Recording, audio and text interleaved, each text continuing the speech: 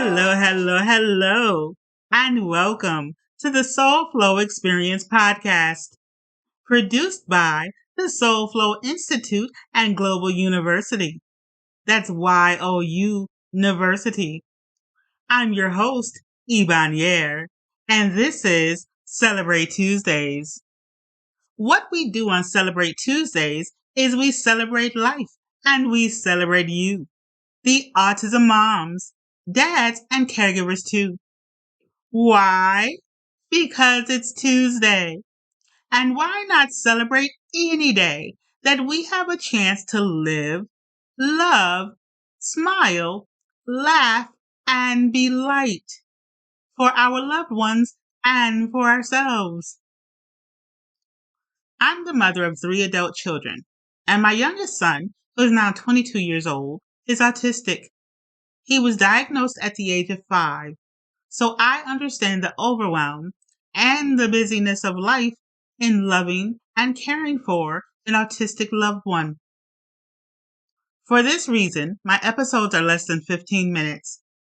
Think of them as a peaceful power nap created just for you to renew your strength from the inside out. Let's begin. Welcome back. Today is Celebrate Tuesday, and we are here with you today to talk about it. So, I'd like to share with you some things that I've been experiencing this past week or these past few days. Starting with, just before I said welcome back, there was this woman who just walked by my vehicle, and she was talking about somebody's long hair, and she mentioned something about the world isn't used to seeing men with long hair. And so I thought to myself, wow, obviously I don't know what this woman was referring to specifically, but what resonated with me is the fact that people are so preoccupied with everyone else and everyone else's life and going on, whatever is going on in other people. I'm here to tell you that that is the quickest way to lose your inner peace. If you find yourself so preoccupied with what someone else is doing or with what someone else is thinking about you, oh my dears, you're going to have stress and overwhelm in addition to being who you are and caring for your loved one who is autistic. I'm going to slow down here for a minute because I wanted to talk about toxicity, and just hearing that woman say that, it's just so much more fitting, because I had a situation actually yesterday with a person and how they spoke to me and on my voicemail. And I had to establish boundaries because I'm not going to receive what everyone has, everyone's opinion or everyone's thoughts. If it's not bringing me up, if it's not positive and encouraging me, I'm not accepting it. I'm not receiving it. I mentioned the other week on my podcast, I'm stopping it at the door of my mind. I'm stopping it at the door of my heart. I'm stopping it at the door of my body. I am shielding up.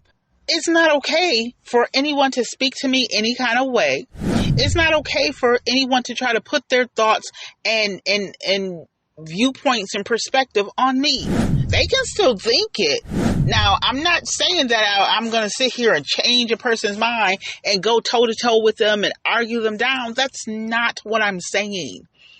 I'm saying that it's not going to be received by me. It's not going to be accepted by me. So they can think what they want to think. They can say what they want to say.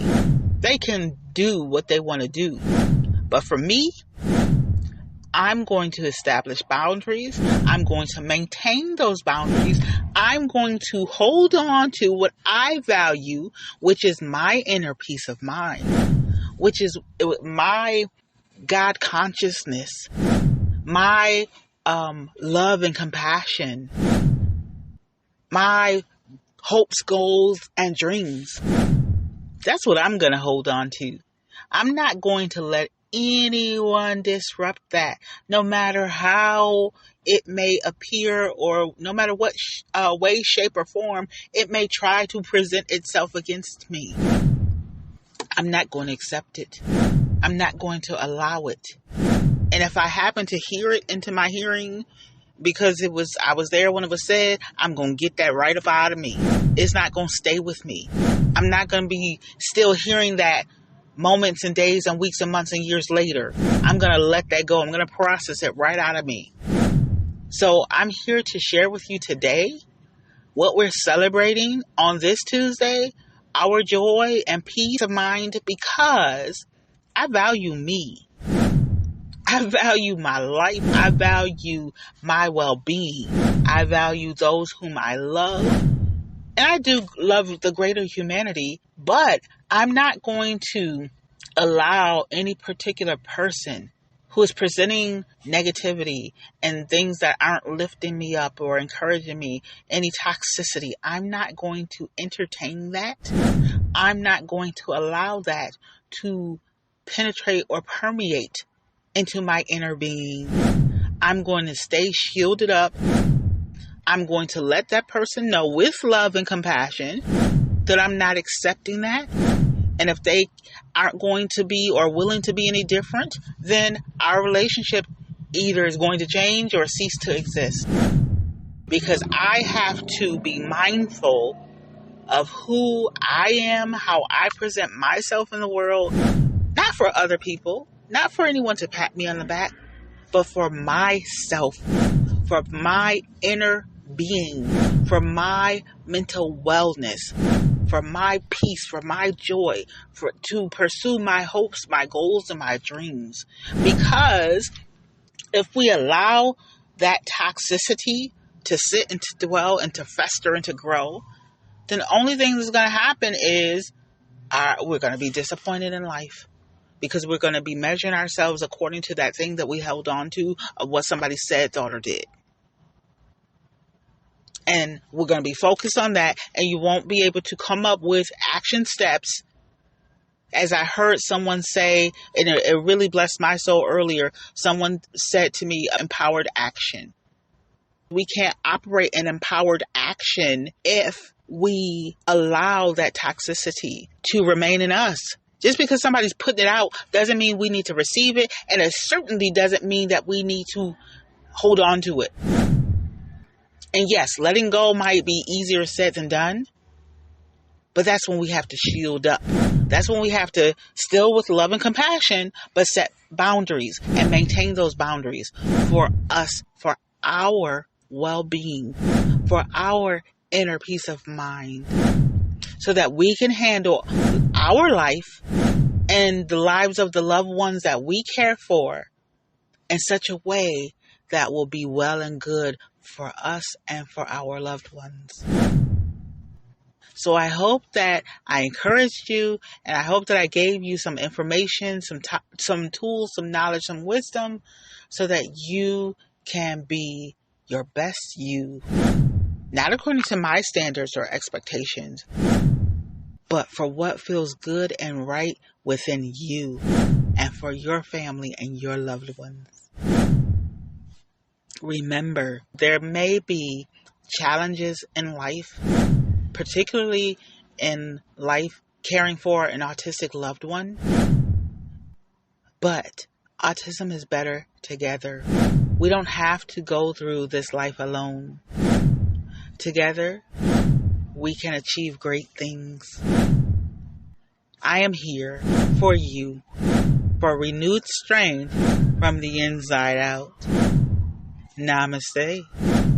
The divine in me sees the divine in you.